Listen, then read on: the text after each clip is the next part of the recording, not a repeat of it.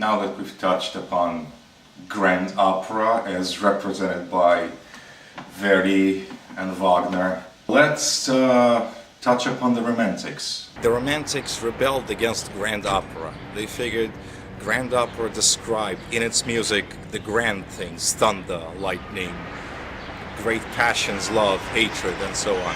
But smaller things in life, like the baby crying, deserved attention as well. If a girl is writing a love letter and she is not satisfied with what she has and she crumples the sheet and throws it away, that should be in the music. Georges Bizet was one of the Romantics. He wrote an opus for L'Opéra Comique in Paris. The premiere flopped and the subsequent performances were not very successful either. There was, however, one man who saw that production and who said afterwards that this particular opera was going to become the most famous opera in the world within 3 to 4 years. And yes, he was right and he knew what he was talking about. He was the future king of the Romantics. His name was Peter Tchaikovsky. He wrote 10 operas, 2 of which, Eugene Onegin and the Queen of Spades, are part of the Great 16. Now let's get back to the young girl writing that love letter and then crumpling the sheet and tossing it. Tchaikovsky in Eugene Onegin uses a simple music device, opera device, to depict that. It's a phrase, short, very sweet, played by the flute. It's preceded by Tatiana, well, that's the girl's name, Tatiana. It's preceded by Tatiana's saying, "No, this is all wrong. I'm gonna start from the beginning." Should be fairly obvious to the aficionados and especially to opera directors, but somehow just isn't. And you may attend 100 performances, different performances of Eugene Onegin and never see Tatiana actually do that. You know, they just don't get it. That flute is playing. Why is the flute playing? Who knows? Well, it sounds nice. The entire subject of drama in music is lost on them.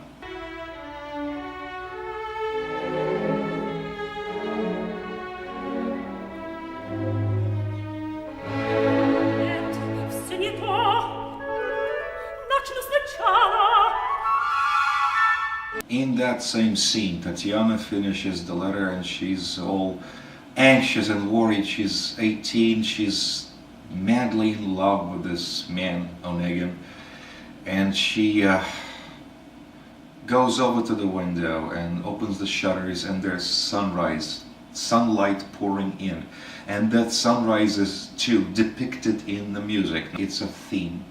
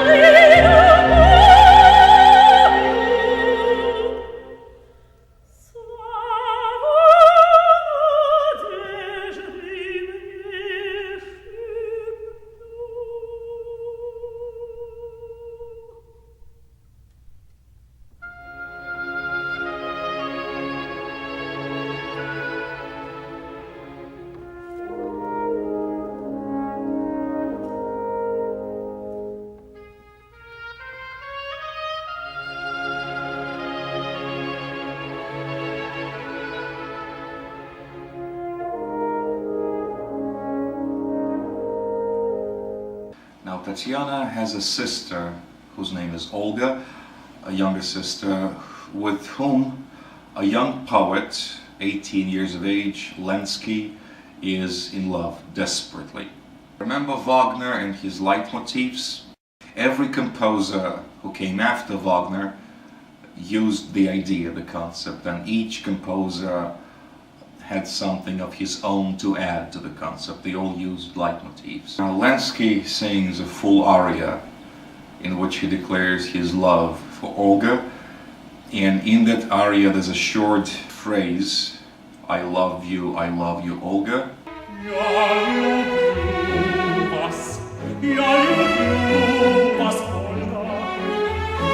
And that musical phrase is later used as a leitmotif in the duel scene when Lenski's entire life flashes in front of his eyes.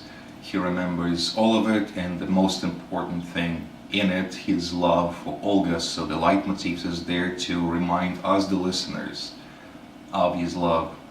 Now the duel. Lenski quarrels with the title character, Eugene Onegin, at this ball.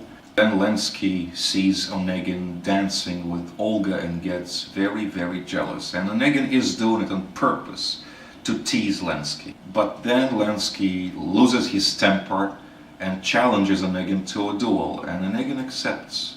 And the time is set for next morning, 6 o'clock. And Lenski arrives with his second. Now his second, Zaretsky, is an older guy. He's very particular about the rules. He's not too bright, and he does everything by the book, including dueling, which lends itself to a couple of funny lines to alleviate this monstrous tension. Lenski sings a beautiful aria about the poet's lot, life, death, his love. And in that aria, there is a phrase, what does the new day have in store for me?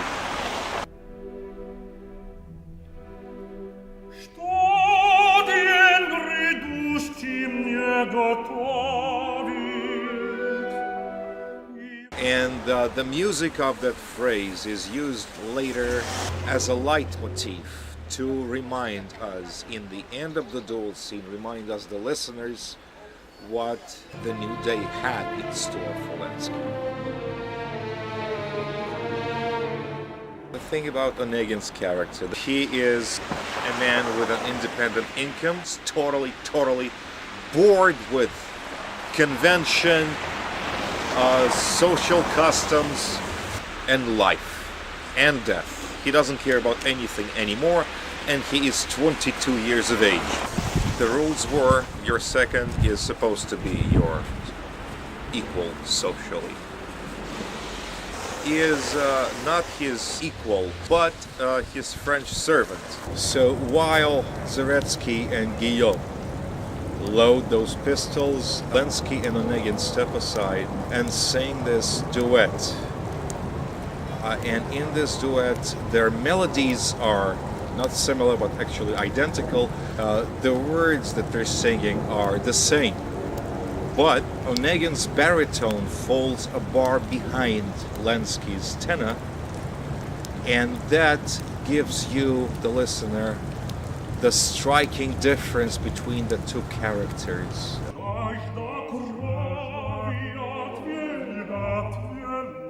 And finally, at the end of the scene, the leitmotif from the aria resounds. What does the coming day have in store for me?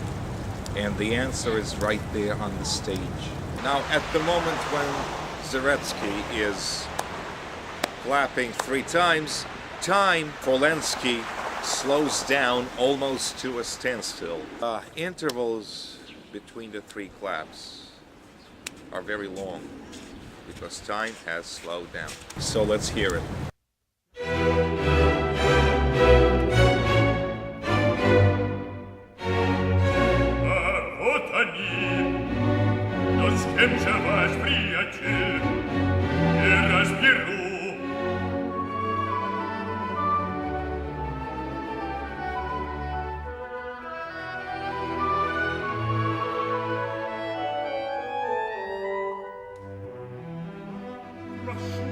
Извинения, я опоздал немного, позвольте.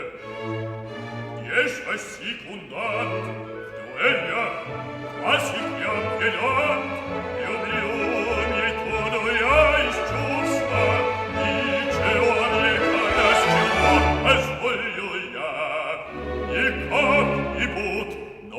строгих правилах искусства, по всем преданиям старинной, что похвалить мы вас должны. Мой секундант, вот он, месье Гийом. Я не предвижу возражений на представление мое. От человека неизвестный, но уж, конечно, малочестный. Что ж, начинать? Начнем, пожалуй.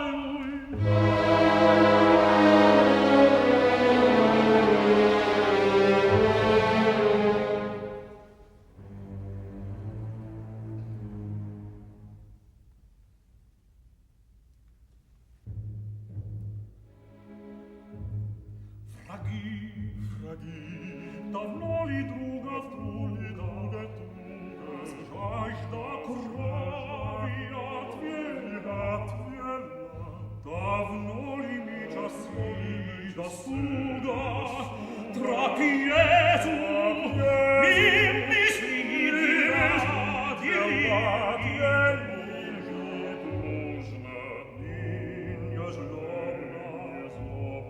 врагам на светственным подом, и друг для друга в тишине готовы на не засмеяться нам, пока не обогрела сорока. Не разойти с ним, а любовно. Нет. Нет. Нет. Нет.